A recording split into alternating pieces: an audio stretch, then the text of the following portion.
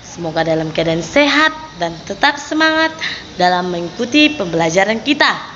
Kita masuk pada tema 8, yaitu lingkungan sahabat kita. Oke anak didik kami, sebelum kita memulai pembelajaran, mari kita bersatu di dalam doa. Atas nama Bapa dan Putra dan Roh Kudus, amin. Puji dan syukur kami panjatkan kehadirat-Mu ya Tuhan, di mana pada pagi hari ini Engkau memberikan kami kesehatan dan napas kehidupan. Tuhan, sebentar lagi kami akan memulai pembelajaran. Buka hati pikiran kami agar kami dapat melakukan segala aktivitas kami. Terima kasih Tuhan Yesus, hanya ini doa anak-Mu dengan perantaraan Tuhan kami Yesus Kristus. Terima kasih Bapa, amin. Atas nama Bapa dan Putra dan Roh Kudus, amin. Oke anak didik kami, selamat belajar. Tuhan Yesus memberkati. Shalom. Anak didik kami, masih ingatkah kalian dengan teks non-fiksi? Bagaimana cara menentukan peta pikiran dari teks non-fiksi? Mari sama-sama kita pelajari. Teks non-fiksi. Teks non-fiksi adalah teks yang dibuat berdasarkan fakta, realita, atau hal yang terjadi dalam kehidupan sehari-hari. Contoh teks non-fiksi adalah biografi, karya ilmiah, laporan, berita, tulisan, serta sejarah. Teks non-fiksi akan mudah diingat apabila dibuat dalam bentuk peta pikiran. B. Peta pikiran. Peta pikiran adalah suatu bahan untuk menggambarkan berbagai gagasan suatu teks. Peristiwa dalam teks dapat ditentukan dengan membaca teks secara saksama. Oke. Teks non-fiksi tersusun atas beberapa bagian, yaitu pengantar, pemunculan masalah, dan masalah serta penyelesaian masalah.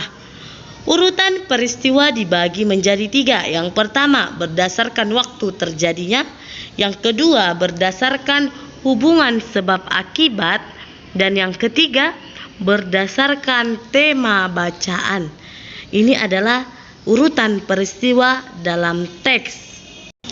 Nah, cara menentukan urutan peristiwa dalam teks non-fiksi. Yang pertama, perhatikan ya. Yang pertama, baca teks dengan seksama. Yang kedua, cermati tiap-tiap paragraf. Yang ketiga, perhatikan waktu serta kejadian. Dan yang terakhir, catatlah kejadian yang terjadi secara urutan. Oke. Nah, perhatikan teks. Demi air bersih, warga Waborobo rela berjalan sejauh 15 km. Warga Kelurahan Waborobo, Kecamatan Betaamambari, Kota Bau-Bau, Sulawesi Tenggara, sulit mencari air bersih. Mereka harus menempuh perjalanan hingga sejauh 15 km dari tempat tinggal mereka untuk mendapatkan air bersih.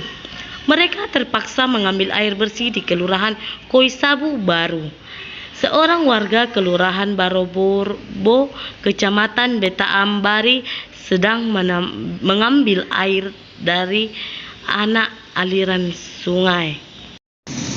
Kecamatan Sorawolio, mereka biasanya menumpang mobil dan membawa beberapa jerigen ukuran 15 liter.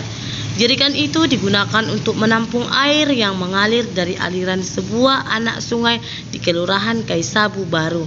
Letak Kelurahan Waborobo berada di dataran tinggi. Di daerah itu air tanah sulit didapat, karena pun ada air hanya sedikit. Daerah ini juga belum mendapatkan akses aliran air bersih karena pipa-pipa PDAM belum mencapai ke daerah sana. Warga Kelurahan Waborobo sangat membutuhkan air yang sangat mengharapkan bantuan dari pemerintah daerah untuk keperluan tersebut. Nah, di sini kita akan menjawab pertanyaan. Peristiwa apa yang terjadi? Coba kita simak dari teks tadi. Warga di sebuah desa harus menempuh perjalanan cukup jauh untuk mendapatkan kebutuhan air bersih. Nah, pertanyaan kedua, di manakah peristiwa itu terjadi?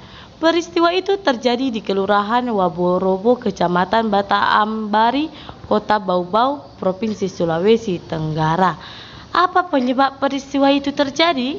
Peristiwa itu terjadi karena Kelurahan Waborobo terletak terletak di dataran tinggi sehingga sulit mendapatkan air bersih. Nah, inilah dari teks tersebut. Paham? Paham dari penjelasan Ibu mengenai tentang teks non-fiksi. Nah, disimak, dipahami.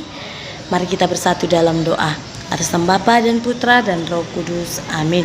Puji dan syukur kami panjatkan kehadirat-Mu Tuhan, di mana pada pagi hari ini Engkau memberikan kami napas kesehatan. Tuhan, kami telah selesai melakukan aktivitas kami belajar daring. Semoga pembelajaran kami dapat kami terapkan dalam kehidupan kami. Terima kasih Tuhan Yesus, hanya ini doa anak-Mu. Terima kasih Bapak. Amin. Oke anak didik kami, selamat pagi.